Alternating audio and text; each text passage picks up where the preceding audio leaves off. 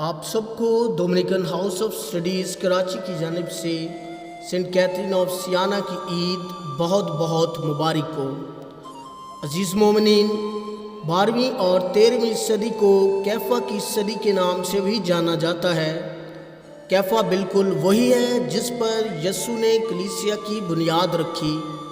ان دہائیوں نے پاک ماں کیتھولک کلیسیا میں ایسے سپوت پیدا کیے جن کے ایمان اور اعمال سے مسیحی مذہب اور زیادہ مضبوط ہوا۔ کلیسیا میں نئی روح اور نئی تحریک نے جنم لیا۔ ایمان میں مضبوط اور روح سے ممور انہی عظیم ہستیوں میں ایک مشہور و معروف نام اٹلی کے شہر سینا کی مقدسہ کیتھرین کا ہے، جس نے اپنی مختصر زندگی میں کلیسیا میں تہلکہ مچا دیا۔ مقدسہ کیتھرین کے 24 بہن بھائی تھے اور آپ کا بہن بھائیوں میں سب سے آخری نمبر تھا۔ آپ سب سے چھوٹی تھیں۔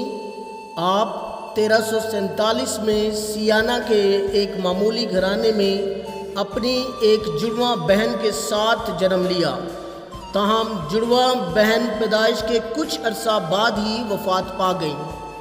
6 سال کی عمر میں ایک شام جب وہ اپنے بھائی اسٹیفن کے ساتھ اپنے بہنوئی کے گھر سے واپس آ رہی تھی تو مقدس ڈومنک کے گرجا کے اوپر اس نے یسوع کو ایک شہنشاہ کے روپ میں اپنی جانب دیکھتے، مسکراتے اور برکت دیتے پایا۔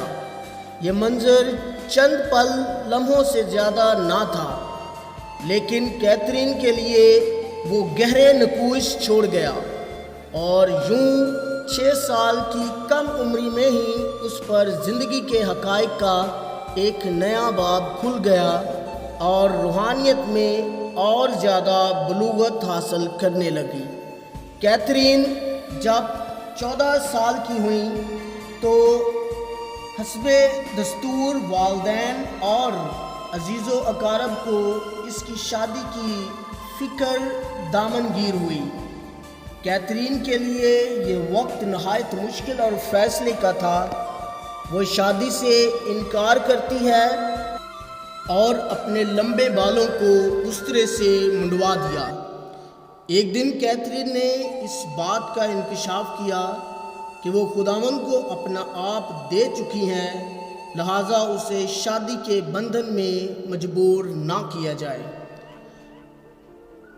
پھر 1326 میں مقدس ڈومنک کے گرجا میں کیتھرین کو جبہ دے دیا گیا۔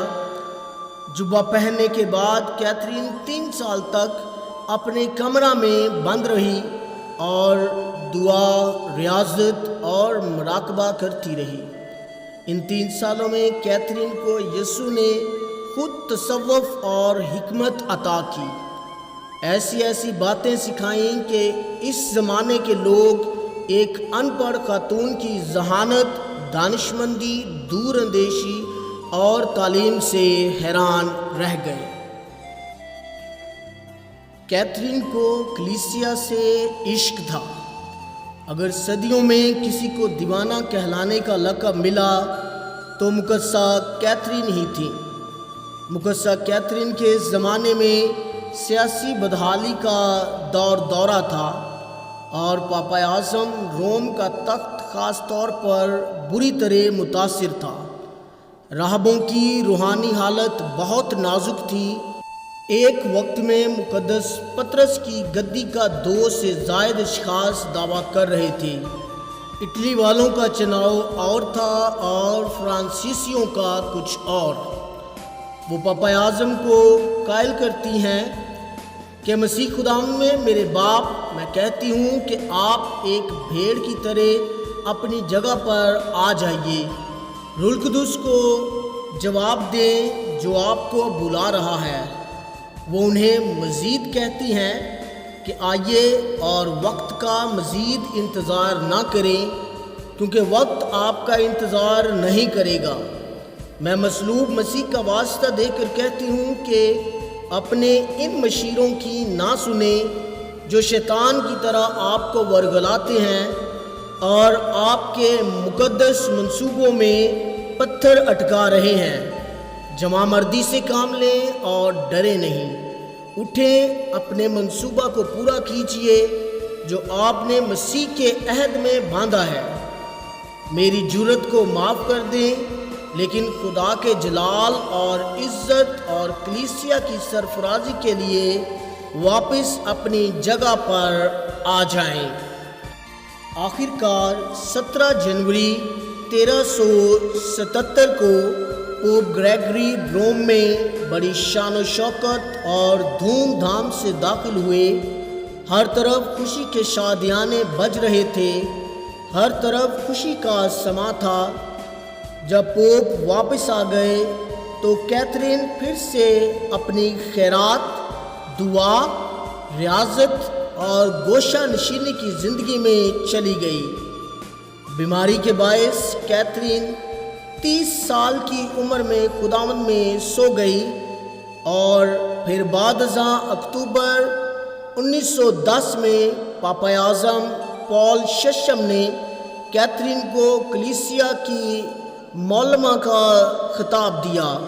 آج مقدسہ کیتھرین نئے دور میں ہمیں سکھاتی ہیں کہ ہم بھی اپنی زندگیوں سے خدا کے جلال کو ظاہر کریں، اپنے اپنے بلاوے میں قائم رہیں، یسوع کو اپنا دلہا بنائیں، خدا سے علم، حکمت اور سچائی کی جرات مانگیں، اور بطور ڈومنیکن ہوتے ہوئے مقدسہ کیتھرین کی طرح سچ کو سچ اور غلط کو غلط کہنے کا عزم کریں، تاکہ پاک کلام کی بات تکمیل کو پہنچے کہ پس سچائی تمہیں آزاد کرے گی۔